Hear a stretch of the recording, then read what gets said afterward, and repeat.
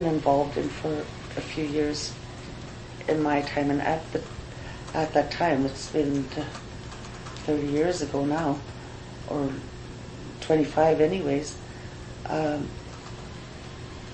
where at that time the hunters just took the trophies, they didn't take the meat. Mm-hmm. So, like, it was basically used as bear bait and what have you, so, the meat that couldn't be sent out by whoever was working there or dried or what have you. So, like, there was a lot of meat wasted. I understand it's different now in that the people have to bring the meat out, but I cannot understand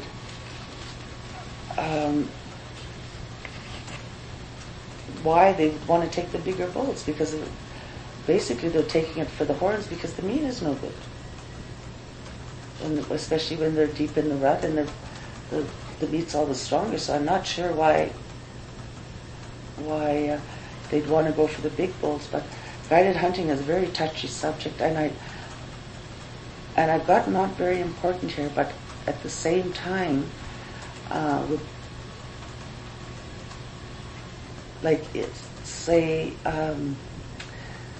that it would have to be very carefully managed. I wouldn't, I don't want to see TRT members make a whole bunch of money and then we have no animals left, and I don't think that would happen. But I do think that training again for renewable resource officers and there's anything. There's so much to do up there. There's so much to study. There's so much to observe, that guided hunting is I've never heard of anyone being guided to kill, say, a cow moose. Say if there were 50 cows and only 4 bulls or something like that, would we hunt cows? I'm not really super clear on it. I think I'm going to give it a number 4, which is somewhat important. Well, it's very important that it's done properly, but I'm not exactly clear on what I think it should be done, on my own personal opinion. So. How would you like to see this managed? TRT, train members that are interested, and once that's done, I think that our nation cares enough about our land that we will look after it, but there has to be penalties, the same way as it's done anywhere if it's not done properly. So, and a certified renewable resources officer would be able to do that for us, to make sure. Yes, okay. Is there any place you want to circle a map, or is it just a general area? General area? Well,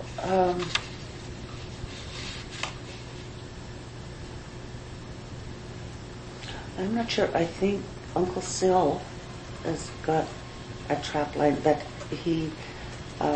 where he hasn't taken hunters out. I think they've gone as family there to hunt,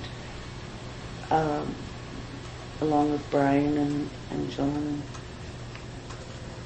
But I would say guided hunting throughout our traditional territory. I think every hunter should have, if we were to go into business.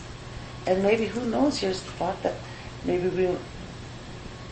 we would encourage other First Nation members to hunt in our area, maybe before, say, maybe the trophy hunters or what have you. Lots to be said about guided hunting. Okay, so you would like to see guided hunting by TRT members throughout the territory? Yes. Okay.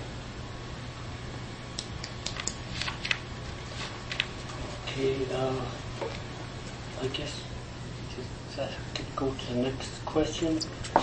Forestry. How important is that to you?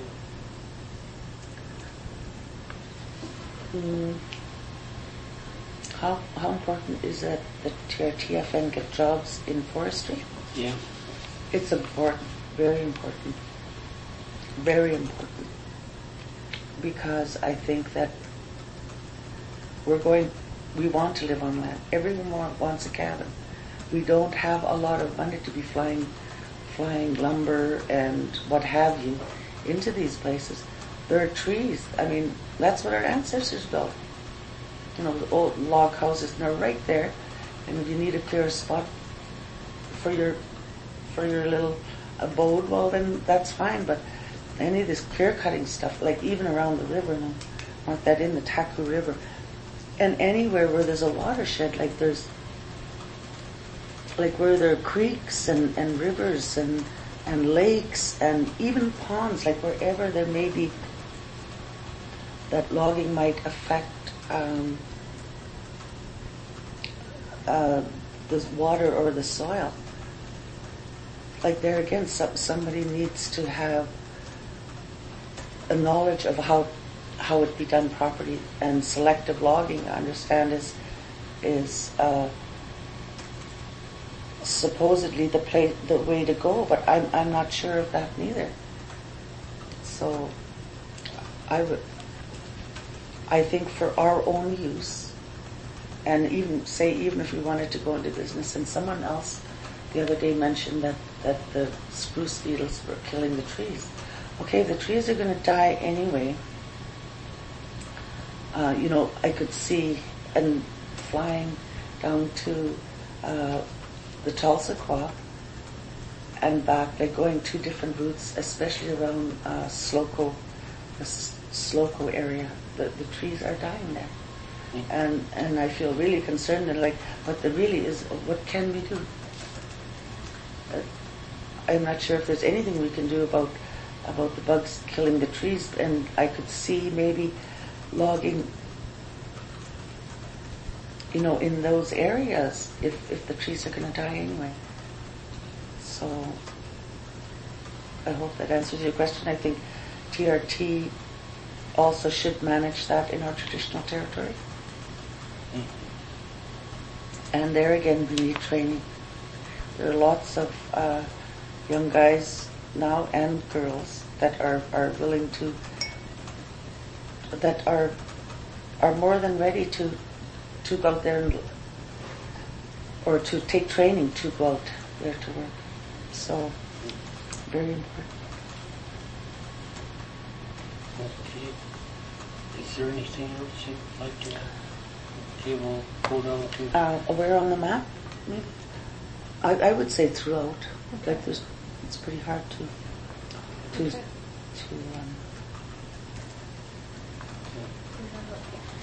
single out one particular place. No, we'll go to EF. How important is it that we get jobs from trapping? Oh, Lord. I think a long time ago, when Indian people didn't get help from the government and they had to live off the land, trapping was definitely top priority, because that's how people got money to buy food and whatever they needed for hunting and trapping or just everyday life. I think times have changed now, and I don't think it's necessary for anyone to trap. I think that although the animals have their own natural cycles, and like say the 1 year there were so many. Richard, you're not supposed to sigh. You're supposed to encourage me to talk. Well, I'm listening to you.